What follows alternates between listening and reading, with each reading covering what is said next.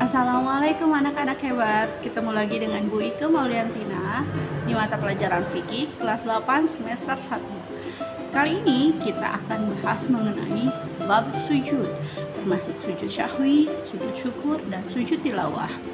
Namun, sebelum mengawali kegiatan kita hari ini, mari kita baca basmalah bersama-sama. Bismillahirrahmanirrahim. Tujuan pembelajaran dari bab sujud yang pertama adalah kalian dapat memahami dan menjelaskan pengertian dari sujud syahwi, sujud syukur, dan sujud tilawah. Kemudian tujuan pembelajaran yang kedua adalah kalian dapat menjelaskan tata cara sujud syahwi, sujud syukur, dan sujud tilawah.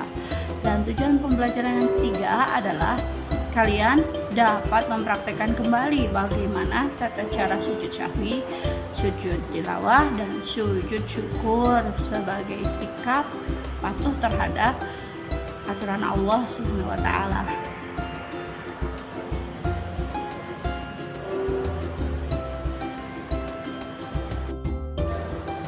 Sebelum kita membahas mengenai sujud syahwi, sujud tilawah, dan sujud syukur, ada baiknya kita mengetahui pengertian umum dari sujud. Sujud secara bahasa berarti merendah, membungkuk, dan membawa kepala ke arah bawah. Sedangkan menurut istilah syar'i, sujud adalah meletakkan dahi di atas bumi. Dan dalam gerakan sholat, sujud adalah gerakan khusus yang meletakkan dahi di atas bumi sebagai bentuk tunduk dan penghambaan diri kepada Allah Subhanahu wa taala. Dalam pertemuan kali ini kita akan membahas 3 macam sujud. Sujud yang pertama adalah sujud syahwi, sujud yang kedua adalah sujud syukur, dan sujud yang ketiga adalah sujud tilawah. Dalam pertemuan kali ini kita akan membahas 3 macam bahasan pertama kita kali ini yaitu sujud syahwi. Sujud syahwi adalah sujud 2 kali yang dilakukan karena seseorang meninggalkan sunnah abad atau kekurangan dan melakukan kelebihan jumlah rakaat ataupun karena ragu-ragu dalam pengerjaan jumlah rakaat yang dikerjakan pada saat itu. Hukum melakukan sujud syahwi adalah sunnah dan bacaan yang digunakan pada saat melakukan sujud syahwi adalah Subhana man la yanamu wa la yashur, yang artinya Maha Suci, Zat yang tidak mungkin tidur dan lupa. Hikmah sujud syahwi. Hikmah yang pertama adalah menjauhkan diri dari sikap sombong dan takabur. Hikmah kedua, menumbuhkan sikap rendah diri di hadapan Allah Subhanahu wa taala. Hikmah yang ketiga, menumbuhkan kesadaran akan kelemahan kita sebagai hamba sekaligus kesadaran akan keagungan Allah Subhanahu wa taala. Dan hikmah keempat, menyadarkan bahwa manusia adalah yang sering salah dan lupa sehingga harus banyak mohon ampun kepada Allah Subhanahu wa taala. Bahasan kedua dari bab sujud yaitu bab sujud syukur. Sujud syukur biasanya dilakukan karena kita mendapatkan nikmat atau terhindar dari musibah dan bahaya.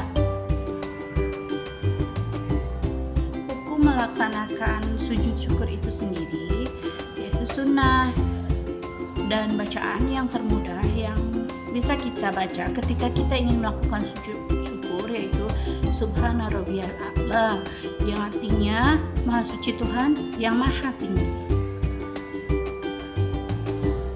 Hikmah sujud syukur. Yang pertama, mengingatkan dan mendekatkan diri kepada Allah Subhanahu wa taala, Zat yang Maha Pemberi nikmat. Yang kedua, menghindarkan diri dari sifat sombong karena apa yang kita peroleh semuanya berasal dari Allah Subhanahu wa taala. Yang ketiga, Allah akan menambah nikmat untuk kita karena orang yang pandai bersyukur akan ditambahkan nikmatnya. Yang keempat, sebagai bentuk ungkapan kepasrahan dari bab sujud adalah sujud tilawah. Sujud tilawah yaitu sujud yang dilakukan ketika membaca atau mendengar ayat-ayat tertentu dari Al-Quran. Ayat-ayat tersebut disebut dengan ayat sajdah. Biasanya di dalam Al-Quran memiliki simbol atau gambar tertentu yang menyerupai sejadah. Hukum melaksanakan sujud tilawah adalah sunnah dan bacaan yang harus dibacakan ketika melaksanakan sujud tilawah adalah Bismillahirrahmanirrahim. Sajada wajhiya lilladzi khalaqahu wasawwarahu wasaqqa sam'ahu wa basyarahu bi khawlihi wa quwwatihi fatabarakallahu ahsanal khaliqin. Hikmah sujud tilawah. Yang pertama, dihindarkan dari godaan setan. Yang kedua, lebih menghayati bacaan dan kandungan Al-Quran yang dibaca ataupun didengar. Yang ketiga, mendekatkan diri kepada Allah, Zat yang Maha Pencipta. Dan yang keempat, menghindarkan diri dari sikap sombong dan angkuh pada sesama. Yang kelima, menumbuhkan kesadaran akan kebesaran Allah Subhanahu wa taala.